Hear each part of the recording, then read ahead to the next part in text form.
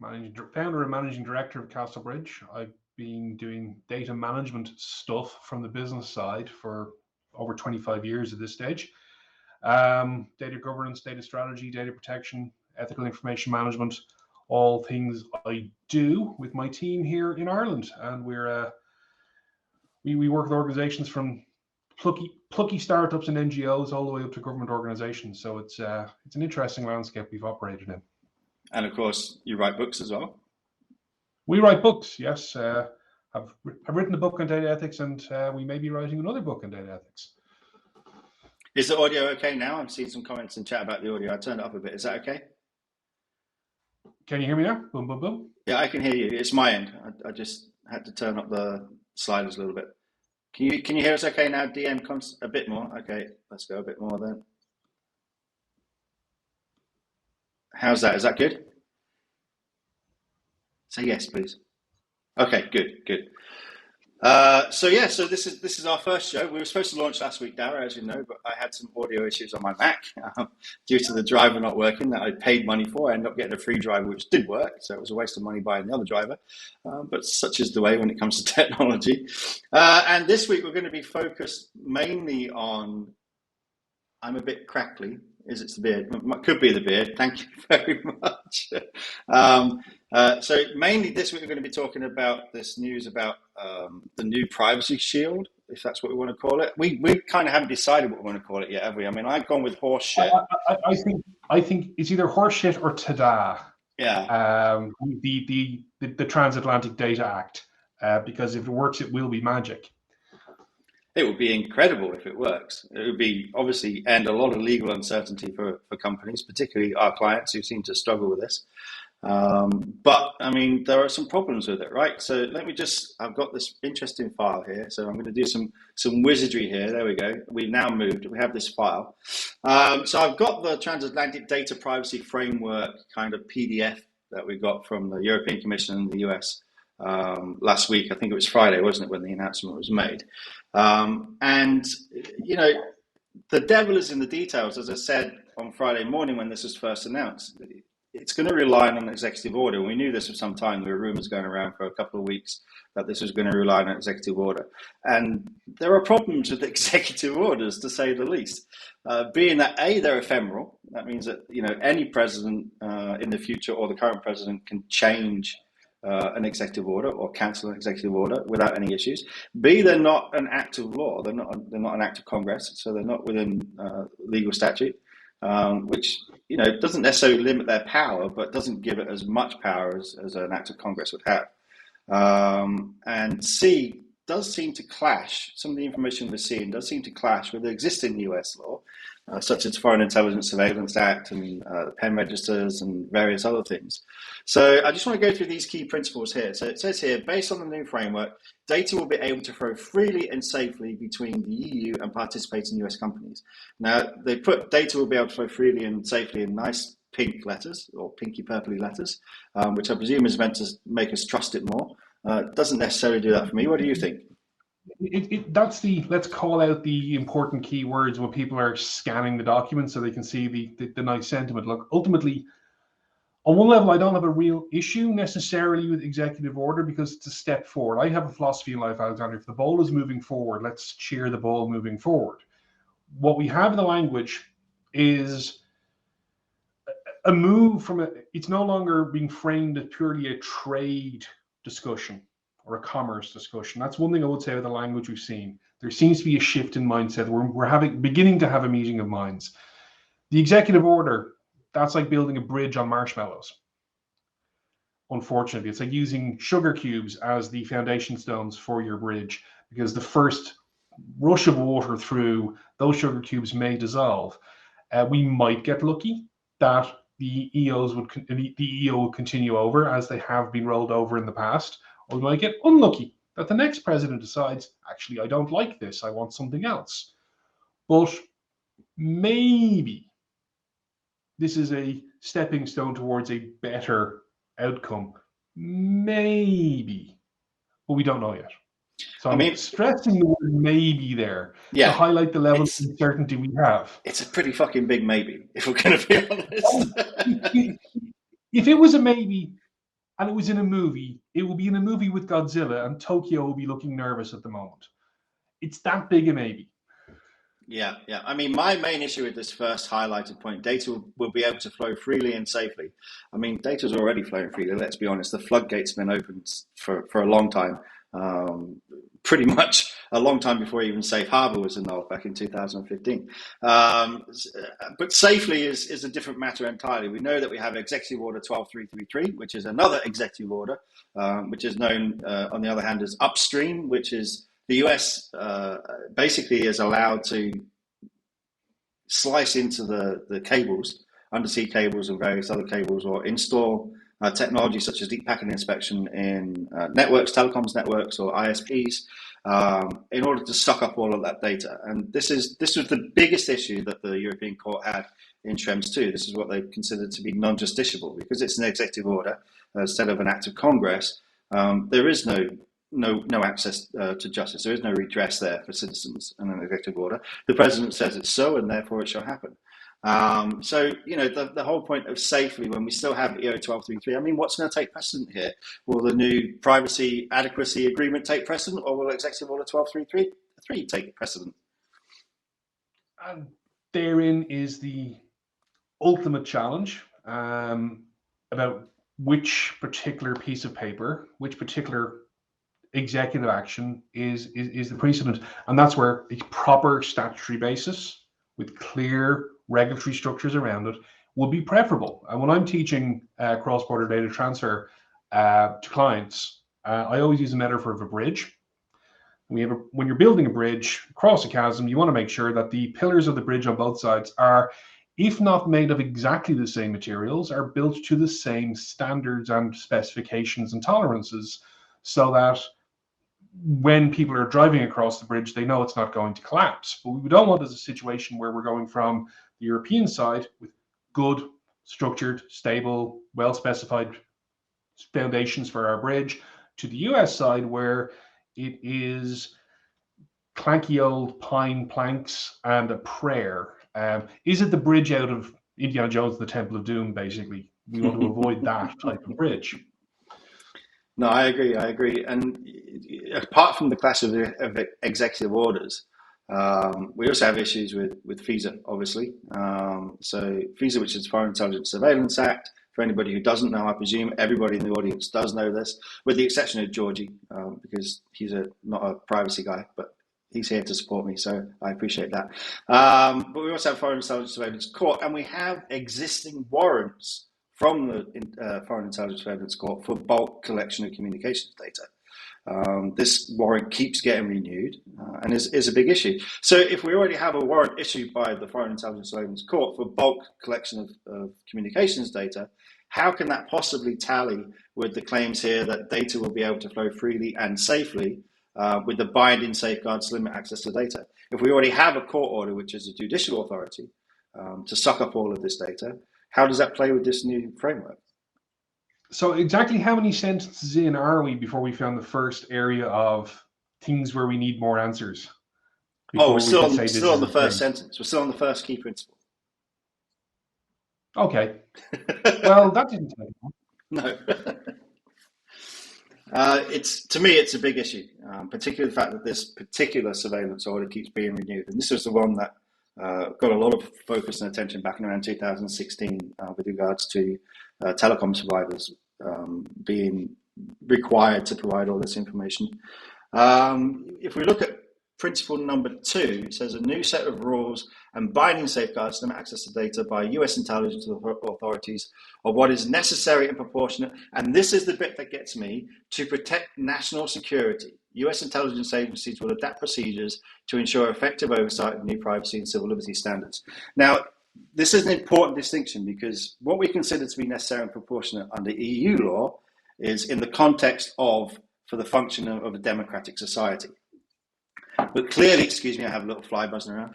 But clearly the focus here with this new framework is on national security. And this is going to be the factor which determines whether or not data can be intercepted and surveilled. So there's a clear difference there. You're talking about bridge being built on the same materials. There's a clear difference there. The materials here are obviously not the same.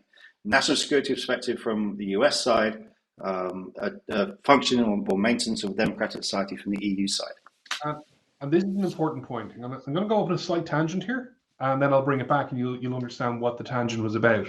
I don't know if you remember the Mars Orbiter space probe, the one that burnt up on entry into the Martian atmosphere when it was supposed to go into orbit.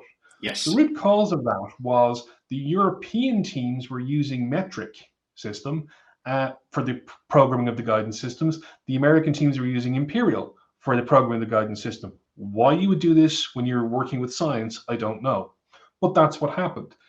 So when you have a misalignment of standards and objective terminology, it causes things to burn up and crash. And that's what I have a fear this might happen now with this promised, wonderful, all singing, all dancing. I would like to make the point, we don't even have a logo for it. We lack detailed paperwork and we don't have a logo. At least with Privacy Shield, we had a logo. But if we don't have that meeting of minds on what the foundation is and how we can make decisions on what is necessary and proportionate, that's going to become a challenge. We're not looking for equality, we are looking for equivalence, and we're looking to have some objective framework where we can be making decisions. As data exporters, how do we know? And if we're having to make an assessment, even within the context of an adequacy decision, if we're having to make an assessment on any additional supplemental measures that might be required, how do we know if we don't have some level of a meeting of minds on those sorts of fundamental topics? And businesses need certainty at this point. This is going to be our third time around the wheel on this. Yep. It's 30 years, 3 times around the wheel. We're not in a Monty Python movie. We can't wait for the castle to catch fire, sink, and fall over and sink before we build the next castle. We have to get it right this time. Although perhaps if we were using African swallows to transfer the data, it wouldn't be susceptible to EO 12333, right? Well, you see, African swallows would be able to get across, would be able to transfer data to the US. However, European swallows struggle. Yes, especially laden European swallows, which they would be. But it's an important point you made there, because if we look at the benefits of the deal, which is towards the bottom of the document here, the first point there is adequate protection of European data transferred to the US. And this again illustrates this kind of left hand not knowing what the right hand is doing, this disjuncture between the EU and the US. So they're using language from Safe Harbor, where under the 95 directive, adequacy was determined as adequacy. But the European Court, in both Schrems 1 and Schrems 2, have stated that we need an essentially equivalent level of protection, which is a higher threshold than adequacy. So the fact that they're still even using old language makes this feel like a very rushed PR political statement, as opposed to anything which is actually practical and functional. You agree? I would. Or am I being too skeptical? You're being skeptical, but that's what you do, Alexander. That's your job. That's why we love you. I think there is an element of political theater here. However, is it politics for the sake of politics, or is it politics for the sake of someone saying, no, we have to stop pissing around here. Let's move this ball forward. Let's start.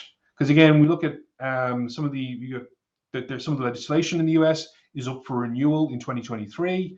There's a window here when this discussion and debate can be had at a political level in the US, and this might be steps in a negotiation on the US side to carry forward that meeting of minds at some level. That's my optimistic Disney happy ending mindset on this one, that we might actually be beginning to see the transition.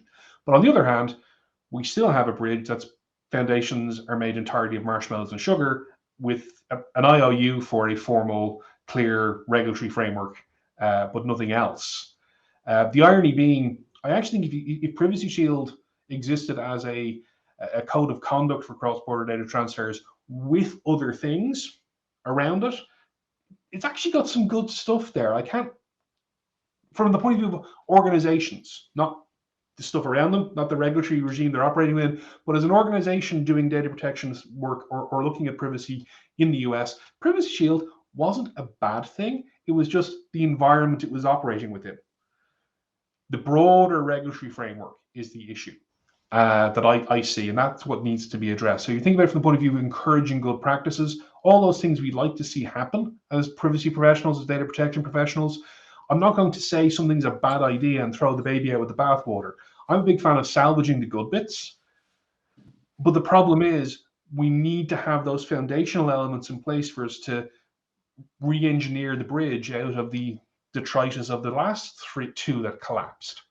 Yeah, I mean, I very much want to see a new framework. There's no question. I want there to be a successful framework, and I want, certainly from the perspective of my clients, but also from the perspective of fundamental rights as an advocate. As you know, that's the position where I focus all my attention, even when I'm working with clients, is from the focus of the data subjects. Which is what we're supposed to do, right, under GDPR, because it's a risk-based approach to data subjects. So I definitely want to see it work, but it's getting a bit old now. I mean, I had clients contact me on Friday last week. Can we start to send data to the US now? Can we start to use Google Analytics? And this was largely down to, and let's be honest, and this pissed me off, I'll be honest with you, how many companies, media outlets, etc. on Friday came out with massive clickbait headlines, new transfer deal between the US and the EU, blah, blah, blah, blah. There wasn't. There was an agreement in principle, which is absolutely not the same as a deal. And there's no text. And I noticed that Max Schrems on Noid came out with a blog post fairly quickly after the news was announced, basically echoing everything I've been saying on LinkedIn that morning. There's no text. As I said on Twitter that morning, what we had was a promise from a man in a pub to sell us a horse with no detail on whether the horse actually existed yet or not. Yeah. And a lot of people were essentially betting their company savings on the Grand National winnings that horse we still don't have any actual evidence of would achieve. But at the end of the day, anything that moves the ball forward is good. However, we still don't have a deal. We don't have an agreement, and there are holes in this agreement unless there's something coming down the pipeline that we don't yet know, unless there's something in the text that we don't yet see, unless there's some big ta-da master reveal. And I'm quite proud of coming up with ta-da, the Transatlantic Data Act, because everything in the European Commission now is an act, whether it's a regulation or a directive or an order for toilet paper, it's an act, from what I can see.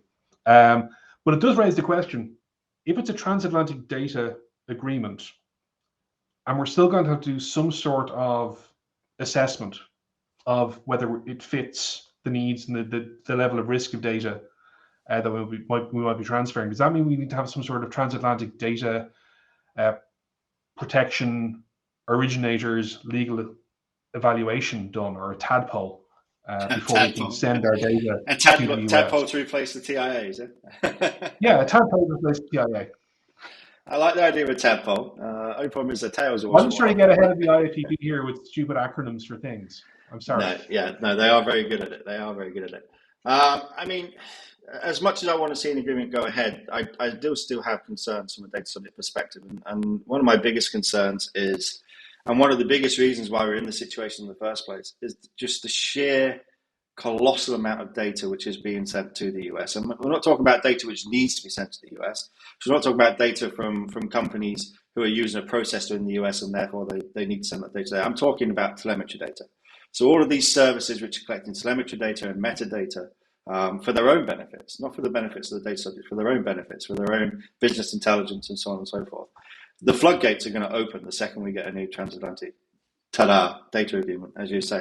And I think a lot of these issues could have been avoided in the first place if there had been a more restrained approach to this type of data. If we consider the DPIA, which was procured by the Dutch Procurement Office by Surinat, I never pronounce the name right, but Surinat. I apologize, Siri, if I pronounced your name wrong there. We were looking there, I think it was something like 60,000 encroachment or infringements of GDPR as a result of what was mostly telemetry data.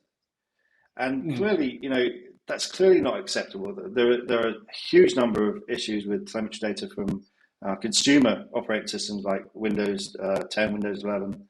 There was no Windows 9, there was just Windows 8 before 10, wasn't there? And it seems that there's no desire from companies to stop collecting all of this data just as they want to. I mean, I would be okay if there was a consent element or some other element to that where the data subject has some control, where they can turn this off. But that doesn't seem to be the case. And I know that Google Workplace just today have announced changes to Google Workplace with regards to audit trails, tracking activity tracking. Now, it used to be that as an administrator of an organization, you could turn it off with one setting. Now you have no control as administrator. The individual data subjects who are using the service now have to toggle it off manually themselves. So if you're an organization with 10,000 employees, every single one of those employees have to go in and turn this off. So we seem to be moving towards more and more data being grabbed by these companies for their own purposes. Yeah, and that's sort of that's a fantastic dark pattern there, right there. In an organization, let's give the users in an organization more choice. On paper, that sounds like a great idea. As an administrator, from a data governance perspective, there has to be the ability for an organization to set a policy decision that this is a thing that isn't happening here, or it's a thing that is happening here.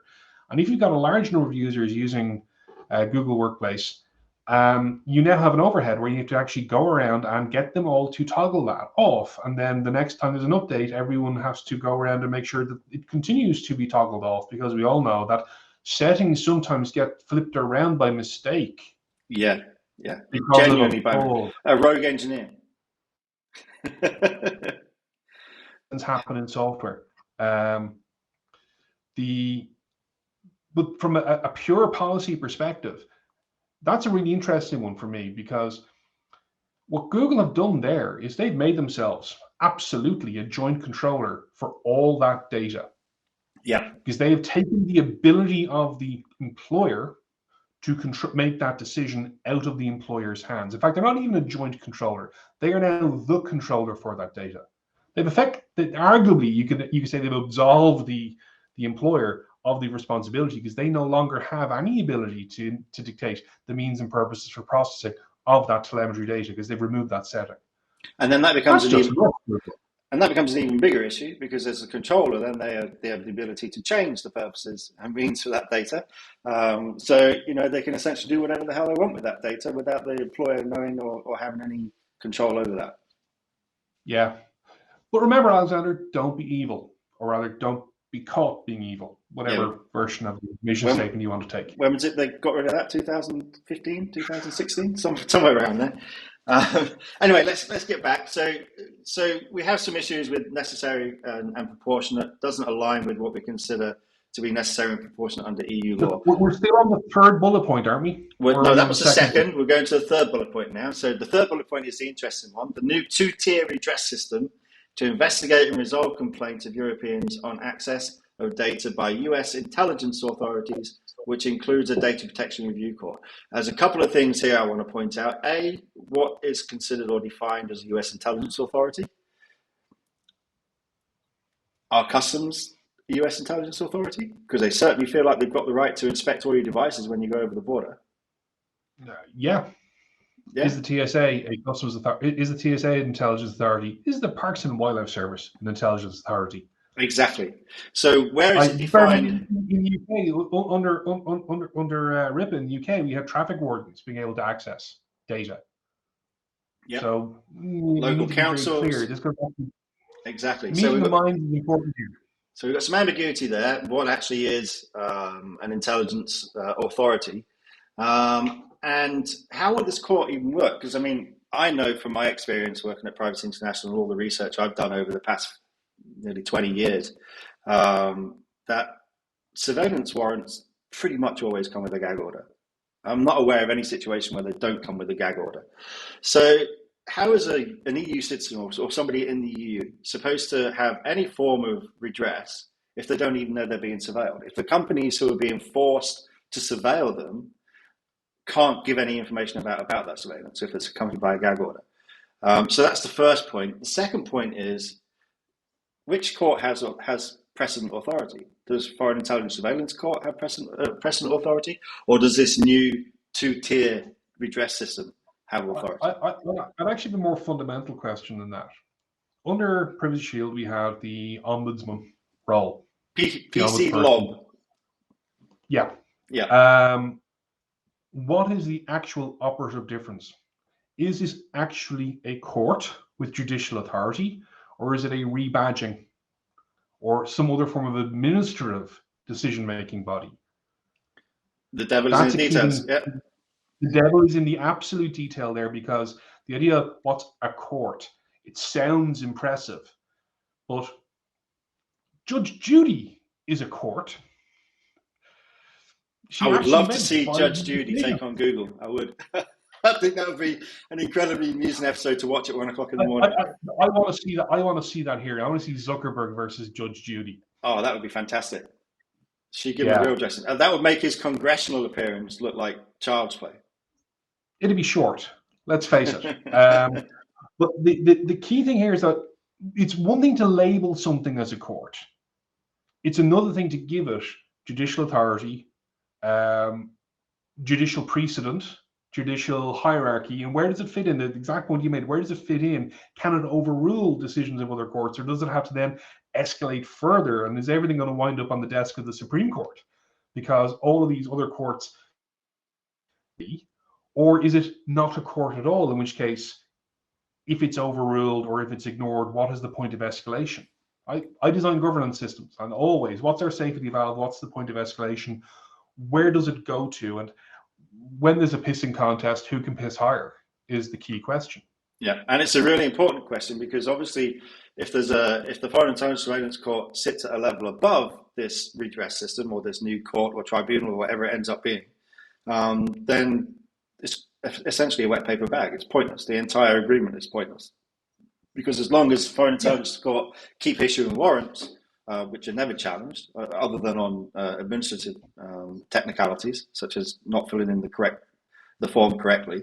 We know from So we're still only 3 bullet points in, aren't we? And we're still 3 in, yeah. And we're finding the need for more clarity, more detail, and a need for what is being proposed here.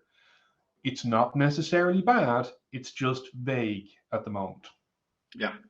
And we have a question here from Nick Sonny in the chat. And how will the court be independent and impartial if it's created through an executive order issued by the president, who can amend or revoke that EO at any point in time? How could it still be considered a court according to the bar of the EU Charter? And I agree. I don't think it could. And I don't think, in order to set up a new institutional court, an actual court, I mean, how does that even happen? What's the political process for that? Does that require Congress to be involved? Can that be done by the executive? What about separation of powers? I think we're going to have to file that one under tiddly palm. Please don't ask that question again. We don't have the answers to that, but it is a really, really important point, because what's going to happen is at a point in time, the European Court of Justice will be asked to look at this, and they know what a court looks like. And their test, I suspect, is going to be, these are the things we can do. Can it do those things? Yeah. And if it can't do those things, and if it is an ephemeral court, and I use that in quotations, that can be washed away, much like all the other sugar cube-like foundations that are brought in under an executive order, well, does that really solve the problem? And ultimately, my big argument here is we need to stop pissing around. We need to solve the problem one way or the other. Businesses cannot do business with uncertainty. I think the other thing in my mind as well is, and this really supports the call for an act of Congress, friends shouldn't be spying on friends. If we're going to have any form... What were you doing in my bathroom last night, Alexander? If we're going to have any form of relationship, with the US, particularly in the current climate where there seems to be a positioning of powers at the moment, superpowers, with Russia and China kind of joining one side, and then we've got US and Europe on the other side. If we're going to be in that type of relationship, then trust is key. So why the hell are we surveilling European citizens from the US? Why can the US simply not pass a law from Congress which states that we have the same rights as Europeans, the same rights as American citizens, just as American citizens, when they're in the EU, have the same rights as European citizens? Why can we not trust ourselves to that point? Why can we not just say, okay, this is the right and decent thing to do in a trusting relationship between these two regions. It doesn't make sense to me. It seems that there's no will or desire from the US to do that. And that could be down to bipartisan politics, obviously. That can't be discounted here. It's very difficult to get anything passed through Congress currently, given the situation with the US political system. But it's still something which, if we ultimately want to resolve this, it needs to be resolved in that fashion, in my mind. And I think it needs to have that level of solution in my mind. I think what we're seeing, as I said earlier on, the ball is moving forward. There is some subtle changes in language. There are timings of other legislation coming up for renewal, which creates a window. But again, that just tells me that this deal is at least 9 to 12 months off being an actual thing, because there are so many moving parts that need to be addressed and put into place before we have something that is tangible. Otherwise, we will be just like the Swamp King in Monty Python and the Holy Grail, where this castle will catch fire, will fall over, and will sink into the swamp before we finally build a castle that stays up. Yeah. Quick one here from Kinu81. Plus, what financial charge that someone will have to absorb will there be for that court? And this is the point I was going to raise next, actually. How does somebody get access to that? Are they going to have to travel to the US in order to file a claim in the court? What are the costs of that going to be? What's the realistic chance? What sort of legal representation are they going to need? Are they going to need a barrister, a QC, or can they just go through a regular solicitor or through a regulator?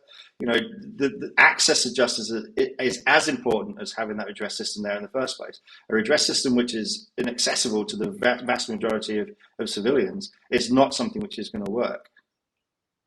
Yeah, we need to have an effective judicial remedy, an effective redress system. If it is simply a box on an org chart, and if the place to get the form you have to fill out to avail of that is downstairs in the basement guarded by a tiger, well, unless we have some way of feeding that tiger before we go to get the form, I'm reminded of an organization I worked with a couple of years ago where in order to reduce the costs of spend on stationery, they introduced a policy that you had to fill out stationery request forms in a particular color pen, and then they stopped buying that color. We lost you second there, Daragh. Yeah. Look, ultimately, whatever this redress mechanism is, it has to be effective. That's the key test. There's lots of key tests here, and there's lots of detail that still has to be worked out before we can declare mission accomplished on any of this, which is why I think certain high-profile organizations were somewhat premature in the way in which they presented this in their publicity and response. Don't mince your words, just say the IAPP. I'm fully supportive of that. We have one of your imposters here, Daragh Troy. Will the court be in English, or will there be 24 different courts for each EU language? That's a very valid question. Maybe the court will be in English and Spanish. Maybe. I suspect English and Spanish. Maybe the EU should ask that the court be in the majority language of the United States, which I believe is about to be Spanish. Mm-hmm. And we've got Pat Walsh, Alex and Daragh. Oh, sorry, I shouldn't have disclosed his real name. My apologies. Alex and Daragh, let's face it, it's a challenge to do so in the EU UK. He's talking about similar issues that we face in the EU and UK. And we do, we're not perfect. Just talking about how you access the courts. Literally just, 2 weeks ago, we had a situation with refugees coming from the Ukraine, ending up at Calais and then having to travel something like 80 kilometers to fill in a fucking form. So if we have these issues in a situation like that, then it's not really going to be any easier in the case of a massive legal issue like, this framework is going to be setting out, right? Yeah, and look, also we have to be aware that there are intelligence agencies in Europe who do things in Europe, and the oversight of those intelligence agencies in Europe is not always as good as we would like it to be. And we need to accept that. So I think it's one of the key things we need to do as Europeans is say, yeah, we haven't got it perfect ourselves, but we're trying to get it better. Oh, we haven't. Literally every single file which comes out of the European Commission gets adopted or gets adapted by the Council of Ministers to try and include something on data retention, despite the fact that the European Court has stated that mass data retention or general data retention is not lawful under EU law, under the EU Charter. So, we're not without our issues. GCHQ have been a big problem. We know that the German intelligence agencies, the Dutch, in Sweden, We have similar issues. Police can literally install malware on your device in order to hack you and see what you're doing for very, very small circumstances which wouldn't be considered as particularly serious, just suspicion.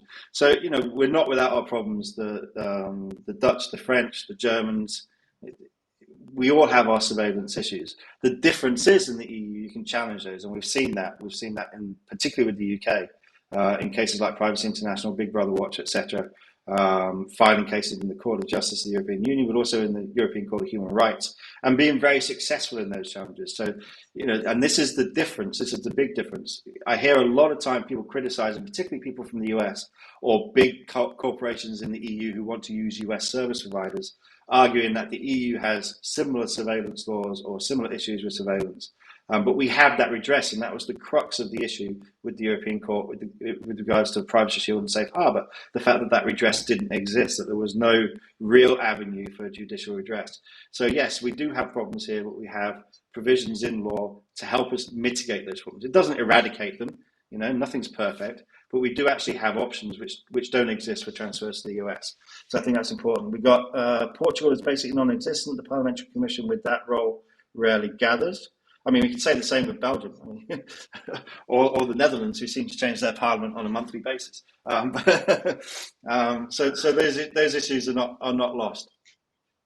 So that was point 3. Let's move on to point 4, because we're already 37 minutes in. So let's move on to point 4. Yeah, Strong obligation. I'm teaching 20 minutes, Alex. So I'm watching the clock. Strong obligations for companies processing data transferred in the EU, which will continue to include the requirement to self-certify. I don't think we need to go any further than those 2 words. Self-certify. Yeah, I have a lovely horse. I promise it will win a race. It just mightn't win the race you put it into. That's what self-certification is. Self-certification, not necessarily bad if there is an objective standard to self-certify against, and if there is independent audit and oversight of that, and if there is penalties and redress if you fail to meet the standard or if you fake your self-certification. Again, we saw this with Privacy Shield. Lots of companies said, we are Privacy Shield certified, and they hadn't even filled out the paperwork. Yeah. So we can go back even further than that as well. I mean, I don't know if you remember a company that used to be called Trustee. I believe they're called TrustArc now, largely because of this point that we're about to raise. So Trustee were fined, what was it, 2017, 2016, somewhere around there, for not auditing the seals that they were given for Safe Harbour, which was problematic. So, and I remember speaking, even going back as far as 2010, I was in Brussels speaking at a Bayuk event, one of their conferences, sharing the stage with Viviane Reding, Commissioner Viviane Reding at the time, who was really championing everything from a privacy perspective.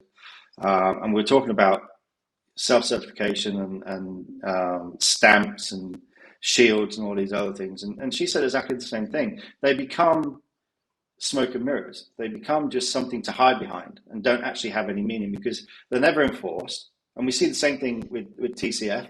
The fact that they've had so much problem getting the members of the TCF framework to be transparent, to meet keep in mind that the IAB TCF framework actually has rules on what should be done, but they're rarely followed, and it's very difficult to enforce it. And I raised this issue with the IAB, again, going way back to 2008, 2009, that it doesn't matter what they say their members are going to do. If there's no way of enforcing it, then it becomes problematic. And that's essentially what self-certification does. It creates this same problem. I'm not entirely convinced that that's going to be particularly useful. Self-certification is the I am Spartacus approach. Yes, snowball in hell approach. Okay, so that's that. Well, let's go on to the 4th point. Let's try and run this along a little bit. So specific monitoring and review mechanism. No details on that. So there's not really anything we can say. What is specific monitoring? Well, monitoring surveillance, right? So they're going to surveil the surveillors. They're going to watch the watchers. Key custodians, ultimately, is the question here. And what is the best way of doing that? How will that be done? We don't know. Move on. I mean, if they're self-certifying, then it does kind of contradict the point of specific monitoring and review mechanisms. Exactly. Which brings us back to the point of self-certification is only a tool if there are objective standards to self-certify against, and if there is auditing, monitoring, and enforcement of that certification, and if there is sanctions against those who claim that they are certified, who claim they meet the requirements, and then don't. So is there a role for the FTC here? Well, the question then is what happens in relation to entities that are outside the scope of the FTC, or in relation to data that's being transferred that is not under the scope of the FTC? Is there some sort of protection of data advisory, supervisory authority required? Something like that at a federal level, maybe. Who knows? What will we know about this? I mean, it's a huge a federal level that can't even come up with a federal privacy law. So yeah, that's going to be fraught with contention, right?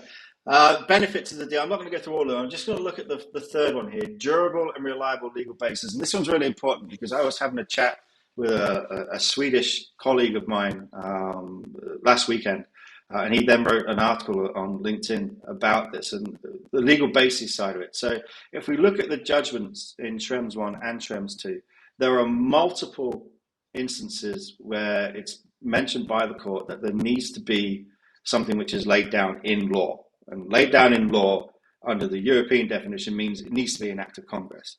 So all of these things where we're talking, it's saying a durable and reliable legal basis. I don't think an executive order can be considered as a durable, certainly not durable, because it can be changed at any time, and not liable, or even whether or not it can be considered as a legal basis under the European definition of the term, because an executive order is not an act of Congress. Yeah, that's the challenge here. We're missing a key fundamental building block. But again, if the conversation is heading in the direction of doing different things, if we're moving the ball forward, if the thinking is moving forward at some level, I will cheer that. But that's only because the alternative is to cry. Okay, so I think we're basically stuck on Tada or horseshit. I'll stick with horseshit. I think you're perfectly welcome to stick with Tada.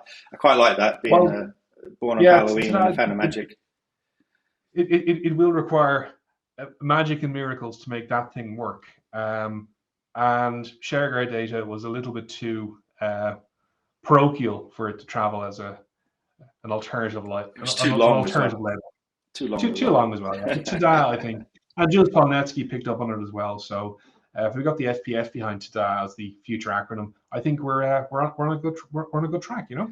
I want to make one more point here, and this is about the European Commission and what I consider to be the hypocrisy of the European Commission. I know it's not all of the European Commission, but certainly DG Home are problematic from this perspective. We have cases pending against, or not just pending, we have active cases against Poland. We have active cases against Hungary under rule of law. Yet the European Court has ruled against the European Commission twice now on these adequacy decisions, which calls into question the hypocrisy of rule of law. If they're going, and I'm not saying that they shouldn't have been going after Poland or Hungary under rule of law. I absolutely agree. The issues there are problematic when it comes to the treaty and the Charter of Fundamental Rights. But it can't be one rule for member states and one rule for the European Commission, right? Yeah, and look, I'm going to be even slightly more pragmatic than that. As an advisor, as a consultant, someone doing training with organizations, it's very difficult for me to argue that this is the law when one of the entities involved in making the law seems to try and work around it whenever they can. It's also difficult for us to help organizations properly assess risk if the soundbite, if we see announcements being made that a deal is done when we have an agreement maybe to do the things that are necessary to get to some kind of deal, which might then subsequently be struck down by the Court of Justice because we haven't learned the lessons of the last two deals. Ultimately, either the Commission is doing this right, and again, ultimately, the Commission wants to support businesses. Don't piss around with politics. Enact and comply with the decisions of the Court of Justice and push the other side to come further if necessary to do that. We need to have meaningful equivalence and stability on both sides of the bridge. Otherwise, organizations, small businesses will suffer the difficulties of uncertainty. If you want to support SMEs, make it simpler for people to advise SMEs and make it easier for owners of SMEs to make decisions. And by SMEs, I'm not talking about the multi-million euro turnover SMEs. I'm talking the small corner shop. They do not have the bandwidth and the resources to keep up with this. We're professionals. We do this for a living. We find it difficult to keep up with this. Piss or get off the pot commission. It's either the rule. This is either the framework we operate within, or it's not. I would go even further than that. I would say that the European Commission have a conflict of interest because, as you said, they're there to support the digital economy, they're there to support businesses, etc., but they also have DG Just, which are there to support fundamental rights. There's a direct clash between the motivations of both of these Director Generals, which is problematic. I don't think the European Commission should be the authority granting adequacy decisions. I think there should be an independent authority which doesn't have a conflict of interest in assessing and evaluating and granting adequacy decisions. Just as I feel there should be a new chamber in the European Court of Justice for handling complaints from data subjects involving huge tech companies, from global tech companies, because supervisory authorities don't have the budgets to be able to deal with these claims appropriately. And so for the same reason, I think that the European Commission should not be the ones making adequacy decisions. There's a massive conflict of interest, should be an independent body. And I think two out of two strikes against the European Commission from the European Court really justifies that. And I think this is going to be a third strike. And if it's a third strike, then it should be out the door, right? Ultimately, the old saying is the definition of insanity is doing the same thing over and over again and trying to expect a different result. And I would be very concerned if the Commission is trying to get a different result by doing the same things. And we don't have enough detail yet. It's quite clear from our conversation on the call today, on the session today, that we don't have enough detail yet. There's lots of open questions here. Maybe this framework is scaffolding that other stuff is going to be built around and it'll address the issues appropriately. We just don't know yet, and that's the problem. Yeah, no, I agree. There needs to be more meat around this. It seemed like a very rushed announcement. It was an opportunity because Biden was in the EU at the time and they wanted to make this big grandstand. But I don't think it was properly thought through. I don't think there's actually even any real plan at the moment.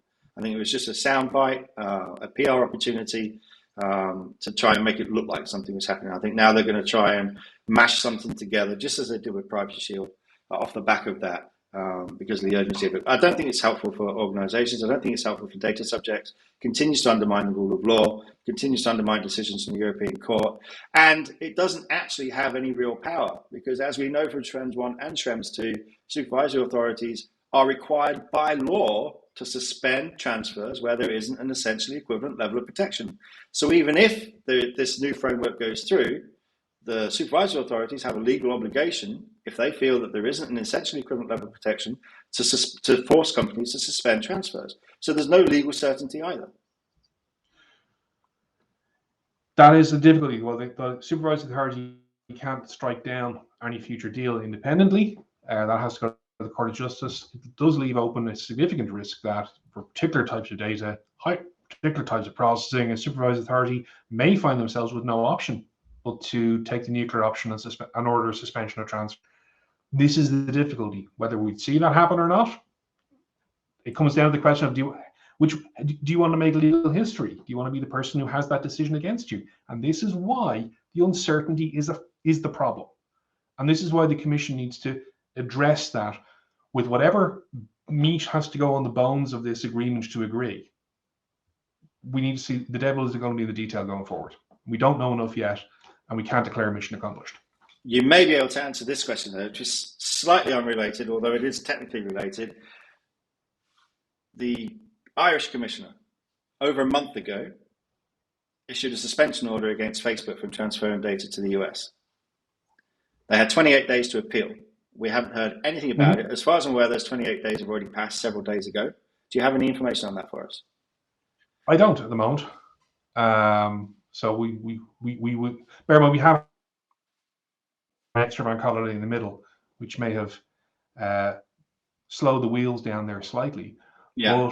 But the key issue here is ultimately, has an appeal been filed? I haven't seen anything yet. I haven't heard anything yet. But Part of me is of the view that if there was an appeal filed, Facebook's press office would have been out with that very, very quickly. I expect so as well. So I would hopefully we will have clarity on that in the next few days. Cool. All right, well, let's finish this now. Let's go back to where we were, because I know you wanted to talk about another issue. There we go. It's just the two of us now. You wanted to talk about this race to the bottom, which I fully agree with you on. So just explain what you mean by this. Okay, race to the bottom. I come from the telco sector. I worked in telco for 12 years. And one thing I learned from telco was once we started having, in the telco sector, what you have is low-cost offers, sucking people in. And then it became very difficult to raise your prices again. But what we had in the telco market, in Ireland in particular, was the race to the bottom on price. Organizations trying to compete on price. Problem is, investment in network declined, quality of services declined, quality of resources declined, and it was generally bad for the industry. My concern, from what I'm seeing, one of the concerns I have is that any industry where we begin to see a race to the bottom on price, there is an impact on quality straight out the gate. Quality of expertise, quality of decisions, quality of implementation. And the difficulty I'm seeing here is that I've seen organizations going out with ridiculously low salary expectations for qualified DPOs, ridiculously low offers for resourcing, ridiculously underinflated expectations of cost for training and investment in training for data protection related skills. And look, ultimately, this is somewhat self-serving, but I'm just looking at this from the perspective of someone who worked in an industry where there's a race to the bottom on price. It kills the industry. It kills companies. And you don't really want that in an industry where you're relying on the information and the skill and knowledge of teams to be able to make important decisions. So you want to make sure that people are getting. On one hand, we're seeing supervisory authorities clamoring for more budget. On the other hand, we are not seeing the investment. Now, there have been some decisions from the Irish DPC recently in relation to training, fines linked to absence of ongoing training and things like that. And the key message that seems to be coming out of the DPC is that this is an ongoing requirement that you need to invest in.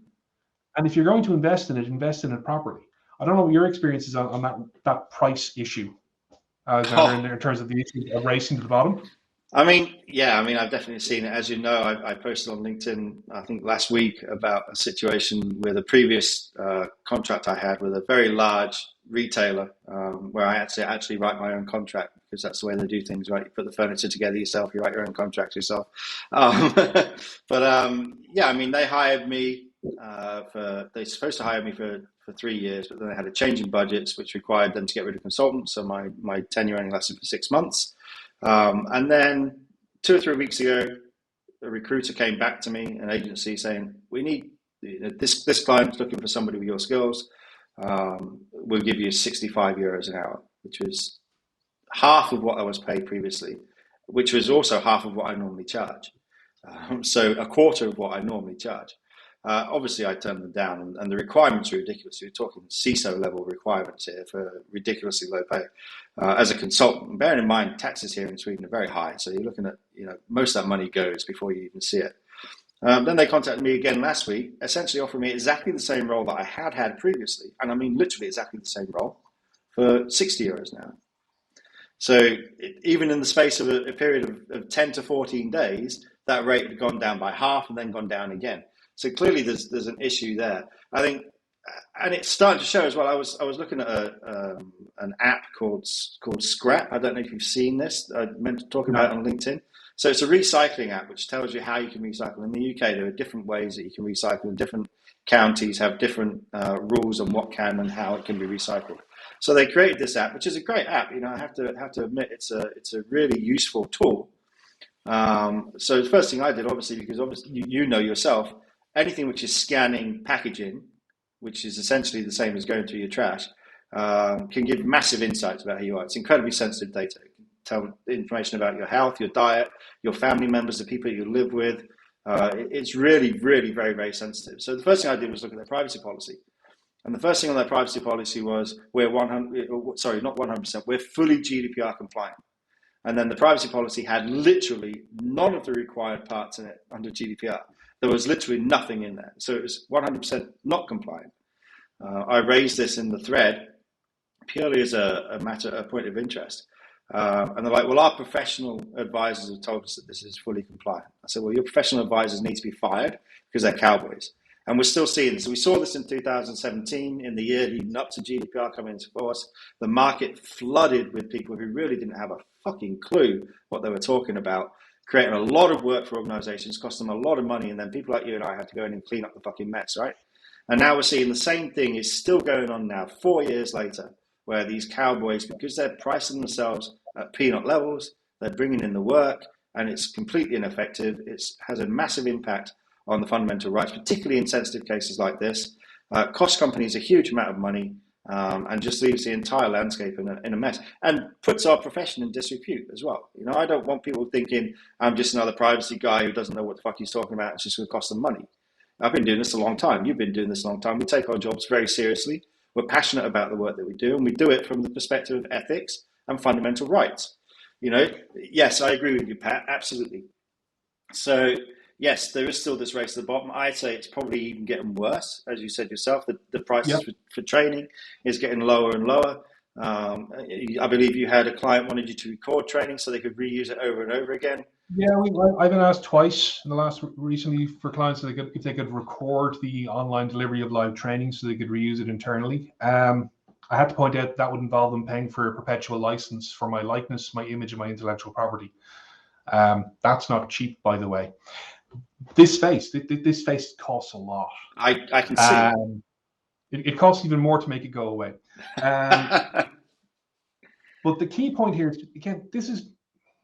I don't want this to come across as a rant or a whinge. It's simply a warning from an industry that brought itself to its knees by racing to the bottom on price. W. Ernst Deming, father of quality management, famously said, never award business on price tag alone. If you pay peanuts, you get monkeys, is another way of putting that. I got 25 years experience. You got similar. I know a number of other people with similar levels of experience. And the other aspect is if the price is too low, what level of insurance are they carrying? If their advice is wrong, will you be able to get recompense for that? Yeah. We carry a fairly hefty level of insurance. These are all things that procurement departments need to be asking about, that buyers need to be asking about. Simply awarding business and price tag. And I've reverse engineered one tender we lost where for training work where they were paying 20 euros a head for a year for training. There's no way, unless they were training thousands of people, that company was making any money on that training. And they weren't training thousands of people. No, I agree. It's definitely a problem. There needs to be more due diligence by organizations when they're contracting people to come and help them with their compliance work.